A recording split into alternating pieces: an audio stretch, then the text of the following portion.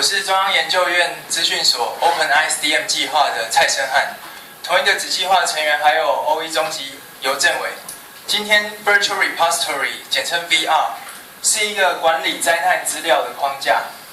等等来介绍一下为什么要有 VR， 以及使用 VR 有什么样的好处。现在已经有很多很好的资讯系统。包括气象局、公路总局、水保局等等，都已经做得非常好了。再加上统合以及处理加值各部会资讯的 NCDR， 台湾现在的资讯方面的成就算是做得非常完整。不过，可能也许大家有感觉，最近极端天候的发生越来越频繁。例如说，一天一个晚上之内下了比想象中多很多的雨，或是台风就停留在台湾3天以上。在这种极端的情况下，如果再加上地震等等发生了复合式灾害的话，当下会需要很多不同种类的资料。有些可能不在一开始准备的资料库当中，例如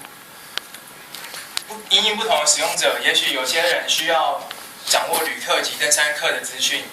也有些人需要掌握行动比较不方便的人员的民众的资讯，或者是如果是因应房屋倒塌的话，也需要房屋管线的结构资讯。而这些资讯呢，都是由不同的单位所管理的。从不同的资料来源或者是不同的资讯系统拿取资料，比较花费时间，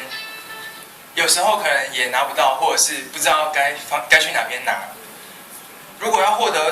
就不同部门之间，但彼此是互相关联的资料的话，现在来说也是蛮困难的。此时如果可以用一个框架的方式做资料的整合，使用者可以在 data 的 provider 没有用标准资料发布资料时，还是可以得到标准格式的资料，而且甚至呢，还可以从这资料中探索，找到原本可能不知道放在哪边的资料。使用者就可以专心在处理这些资讯，以符合自己的需求。这边讲的使用者包括了地方机构啊，或者是民间的企业，或者是个人的小团队等等，他们就可以专心在处理这些资料，以符合各种不同各式各样的需求。于是 VR 这个框架呢，可以看到包含了许多的 tools， 这些工具可以将各个种类的 data provider 提供的资料转换成为标准格式的资料，也可以转换成为 link data， 就是链接资料。它的另一方面提供了诸如资料库查询的界面，以及 push 的这个功能给使用者，让他们可以 follow 这个框架。follow 这个框架做的话呢，做出来的各式各样的应用程式，依然是遵循着标准的格式，所以这些资料当中都可以互相的交换，甚至可以互相的操作。我们以 ADES， 也就是旅客灾害警示系统为例，这个系统呢是一个使用 VR 这个框架开发出来的范例的应用程式。它可以从 VR 接收到不同官方单位所发布的资讯，然后再到 VR 中找寻这个官方单位发出资讯所相关联的资料、相关联的人事物等等，最后发出警告。最后警告的对象就是旅客。在这边我们详细的看一下 ADES， 像 VR 先订阅了各种不同的警报，包括了土石流、降雨、台风或者是其他地震等等的警报都订阅了。一开始 VR 会先收到，以这个例子来讲 ，VR 先收到了由水保局发出的土石流的警报，是一个 XML 的档案，它会将这份警报 push 给 ADES。ADES 在收到这份警报之后，会分析那一份 XML 档案，而得到受到土石流警报的地区，再借由这个地区呢，回去 VR 查询 VR 的链接资料，找到在这地区正在这个地区的游客、旅行团以及导游的联络资讯等等，最后再使用网络服务、各种网络服务或是简讯服务发送警示给当地的游客。在现在的例子中，我们是使用简讯的发送的服务。这里呢，等等会有一个 demo 展示出 VR 以及 ADAS 之间互动的情况。这是 VR 内部的详细的状况。大家可以看到 VR 是使用 Link Data 的技术。这些资料在 VR 里面已经 link 起来了，其实原本比这还要多很多。上面这个虚线里面呢，就是水保局所发出的土石流警报。在这边他拿到秀林乡的资讯之后，可以再结合后面查询的秀林乡的官方资讯，然后游客的资讯，这是观光局所提供的即时旅客资料，以及观光局所提供的已登记的旅行社的资料，我们最后可以查询到各个旅客的，这是导游的电话号码，进而对他们通知，发出这个警报。这是我们用影片来展示一下，实际上这个系统运作的时候 ，VR 以及 ADAS 之间的实际的运作情况。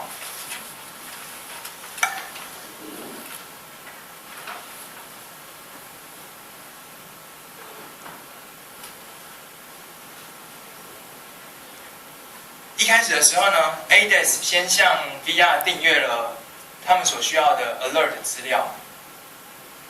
而当 VR 接收到了土石流的警报的时候，便送到 ADAS。ADAS 接收到之后呢，它先做了一些处理，也就是截取出这个警报所涵盖的地区。接下来就依照这个地区，向 VR 如刚刚那张图所示，连续的下了很多个查询，最后查询的目标就是找到联络的方式。拿到联络方式之后呢，再用简讯的服务传给当地的导游，我们是传给导游的电话。这是实际的状况。我们先订阅土石流的警报，是一个 XML 档案。我们选好了类型以及需要 apply 的 rules 就是规则，也就是包括之后我们要怎么查询到那个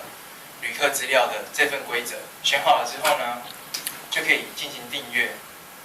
这边可以查询我们订阅的结果，包括了种类、发布者、我们的 rule，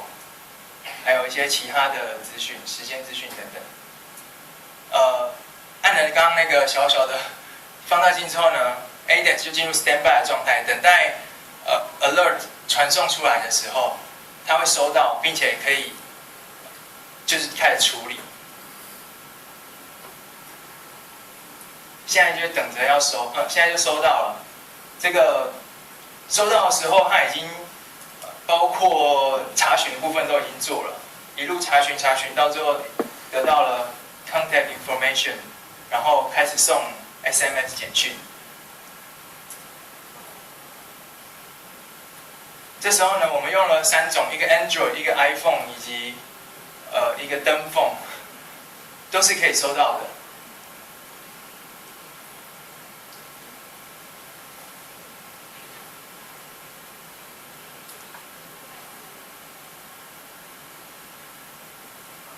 这里面所提的 MAD 呢，是我们的下一组